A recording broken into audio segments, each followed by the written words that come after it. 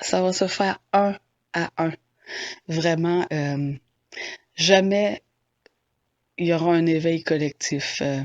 Ça, il faut le savoir, puis c'est une libération incroyable parce que quand on est spirituel, et j'ai rien contre la spiritualité ni contre la religion, c'était très nécessaire dans l'évolution et moi-même j'ai été très spirituelle pendant des années et, mais à un moment donné il faut casser les formes et il faut avancer et c'est pour ça qu'il ne faut jamais s'attacher à aucune forme.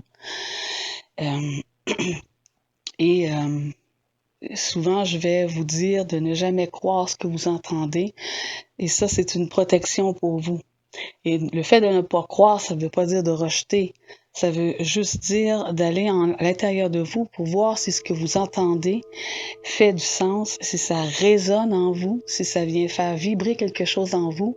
Alors là, vous savez que ce que vous entendez, vous le savez déjà en vous, en fin de compte. C'est pas d'apprendre, mais plutôt de réapprendre. Donc, quand une personne arrive à vous dans votre territoire mental et se donne un titre pompeux, attention, d'après mon expérience personnelle, dans 100% des cas, ce n'est pas cette entité qui il se fait passer pour quelqu'un d'autre. Et ça, il faut vraiment le savoir pour pouvoir démasquer les entités qui, s'ils ne peuvent pas se montrer sur leur vrai visage parce que trop effrayant peut-être, ben ça vous intéresse pas de parler avec eux et on passe à un autre appel. Et ça, c'est ce qui s'appelle avoir de l'identité. Avoir de l'identité, avoir du discernement, avoir de l'autorité. Ne pas être assujetti parce que les gens pensent souvent que parce que on entend quelqu'un qui nous parle d'une autre dimension, un désincarné ou quelqu'un d'un autre plan, cette personne-là est plus que nous. Et c'est une erreur. La personne n'est pas plus intelligente que nous, est pas plus, c'est juste différent. Les lois de son monde sont différentes de notre monde, mais comme tout a été effacé et que vous repartez toujours à zéro, ben, c'est là tout le danger. Et c'est là que les entités de l'astral viennent nuire à l'homme et lui apporter toutes sortes d'informations stériles et qui peuvent le perdre et le ralentir. Quand, en fin de compte, gardez en vous euh, cette information-là que votre esprit, il sait tout. C'est juste que vous êtes déconnecté de votre esprit pour l'instant, mais vous pouvez avoir des connexions avec cet esprit-là et vous réapproprier tout ce savoir-là qui vous a été volé. Il faut savoir dans quoi on vit. Il faut savoir la nature du jeu ou du rêve dans lequel nous sommes.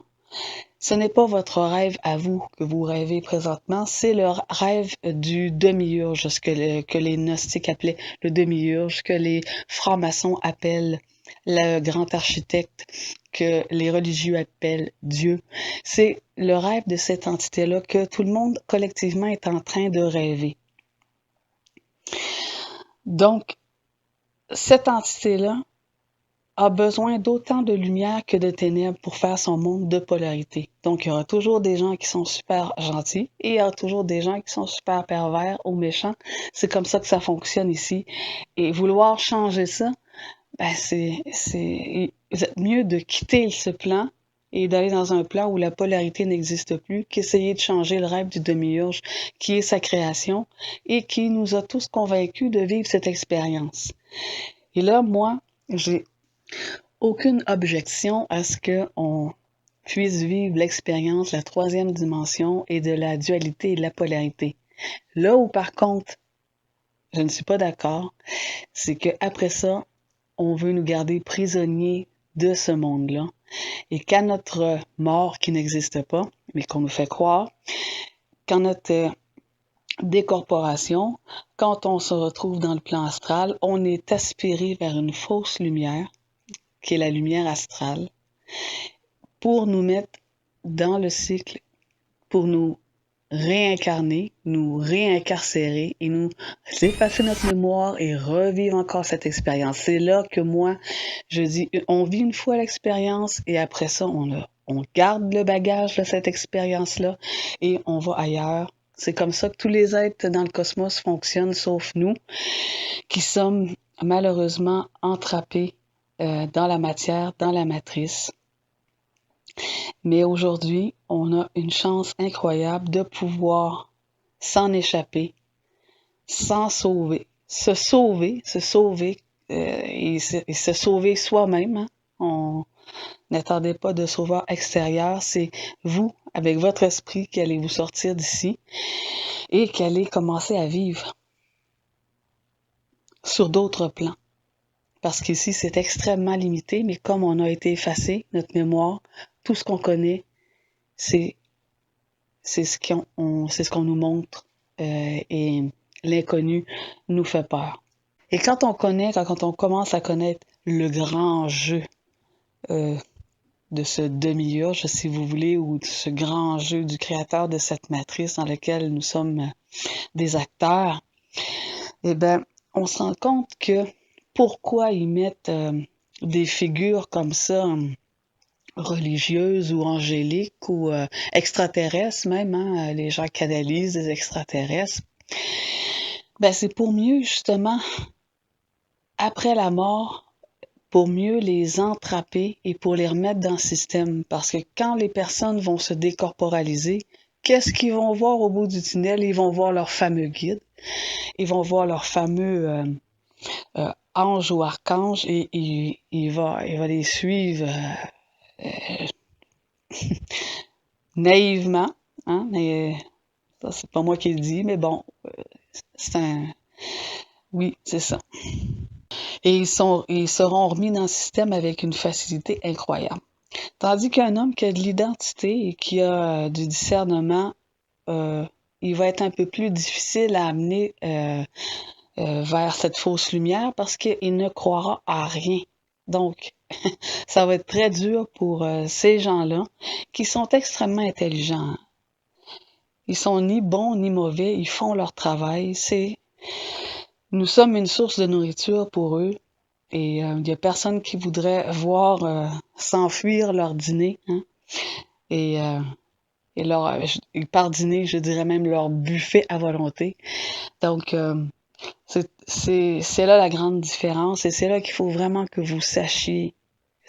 Parce que ces informations-là, il n'y a pas grand monde qui les savent, il n'y a pas grand monde qui le sait. Dans le temps, personne n'avait accès à ces informations-là et bientôt, ces informations-là seront très difficiles d'accès et je vous expliquerai dans une autre vidéo pourquoi. Donc, quand vous avez un contact tout acabit, premièrement, ne soyez jamais impressionné par quoi que ce soit, par qui que ce soit. Gardez toujours votre propre identité, votre propre pouvoir.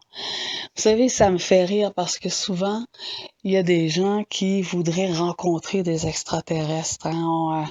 On entend souvent ça. Ils aimeraient ça parce qu'ils se font une image qui a été... c'est une image un peu préfabriquée dans leur imagination là, de ce qu'est un extraterrestre. Quand il doit être gentil parce qu'il est évolué, hein, c'est un grand frère de l'espace, mais en fin de compte, si vous saviez, arriver nez à nez avec une autre forme de vie, de vie, parce que lui est vraiment vivant, là, d'existence intelligente, qui, lui, son cerveau est pas divisé en hémisphères. Hein. Lui, il a le contrôle total de son mental et il va prendre contrôle de votre mental. Pas parce que c'est un méchant ou un gentil, mais parce que c'est comme ça. Il va vous englober. Donc, vous allez, de cette expérience-là, avec une extraterrestre, vous allez en sortir complètement déstabilisé. Il faut l'avoir vécu pour le dire. Et quand les gens veulent rencontrer des extraterrestres, ça me fait un peu sourire, puis en même temps, ça me fait pitié parce que fortifiez vos corps. On n'a pas les corps assez forts je parle de corps subtil pour maintenir une telle vibration d'une vie, une forme de vie tellement avancée qui vous parle, parce que vous pouvez même pas concevoir ce qu'il vous dit. Parce que votre cerveau est pas assez, il est pas construit pour, il est pas conçu. Donc, ça, c'est une parenthèse que je vous fais parce que c'est une expérience personnelle, mais c'est la même chose pour tout contact qui vient à vous, que ce soit un désincarné, que ce soit une personne de d'autres dimensions. Il faut toujours garder son autorité, son sens du discernement et toujours tendre vers son esprit et laisser l'âme de côté parce que l'âme, c'est les émotions, l'âme, c'est de la mémoire. Et l'esprit, c'est de l'intelligence. L'esprit, c'est de la puissance. Donc, c'est vraiment très important que vous fusionnez avec votre esprit. Parce que l'âme, c'est comme un cheval fou. Un cheval fou. Et il doit avoir un cavalier qui va le chevaucher, qui va le diriger. Le cavalier, c'est l'esprit. Quand vous unifiez l'esprit et l'âme, ça fait un super mariage parce que l'âme devient intelligente grâce à l'esprit et l'esprit devient créatif grâce à l'âme et c'est comme ça qu'on devient des super humains ou qu'on devient même humain parce que pour l'instant c'est pas le cas dans la matrice.